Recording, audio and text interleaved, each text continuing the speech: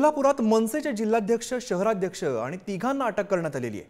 जिल्हाध्यक्ष राजू दिंडोरले, शहराध्यक्ष प्रसाद पाटील पोलिसांच्या अटकेमध्ये आहेत। दरोडा, खंडणी आणि ॲट्रॉसिटीचा गुन्हा दाखल करण्यात आलेला आहे। खासगी पतसंस्थेच्या मालकाला बेदम मारहाण केल्याचा गुन्हा दाखल करण्यात आलेला आहे।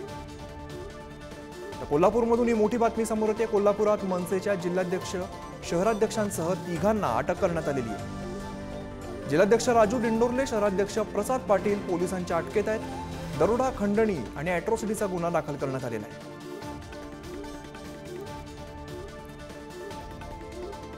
शेखर पाटील आमचे प्रतिनिधी अधिकची माहिती देतात। शेखर, हे काय नेमकं प्रकरण आहे? अटक करण्यात आलेली आहे, कोर्टात कधी दाखल करतायत?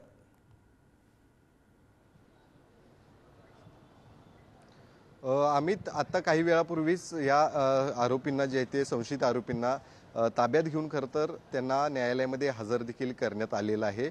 काही वेळात या ठिकाणी ते आता दाखल देखील झालेले आहेत। आपण जर बघितलं तर कोल्हापुरातल्या एका खासगी पतसंस्थेमध्ये घुसून खरं तर मारहाण केल्याप्रकरणी खरं तर हा संपूर्ण गुन्हा जो आहे तो लक्ष्मीपुरी पोलीस ठाण्यामध्ये दाखल झालेला आहे। यामध्ये स्वतः मनसेचे जिल्हाध्यक्ष राजू दिंडोरले, शहराध्यक्ष प्रसाद पाटील यांच्यासोबतच समर्थ कशाळकर आणि अजून एक आरोपी असे 5 ते 6 जणांच्यावरती गुन्हा जो आहे तो दाखल करण्यात आलेला आहे। त्यांना आता कोर्टामध्ये हजर देखील करण्यात आलेला आहे। खरं तर पट्ट्यानं मारहाण करून ॲट्रॉसिटीचा गुन्हा देखील जो आहे तो या सर्वांवरती दाखल करण्यात आलेला आहे। शिवाय दरोड्यासारखा एक गुन्हा देखील या सगळ्यांवरती दाखल केला आहे। त्यामुळे नक्कीच आज यांना कोर्टात हजर केलेले, त्यामुळे पुढे काय नेमकं होणार आहे हे देखील पाहणं गरजेचं असणार आहे। अमित, शेखर, दरोडा, खंडणी, ॲट्रॉसिटी सारखे गुन्हे दाखल झालेले आहेत। खरं तर हे सगळे गंभीर गुन्हे आहेत।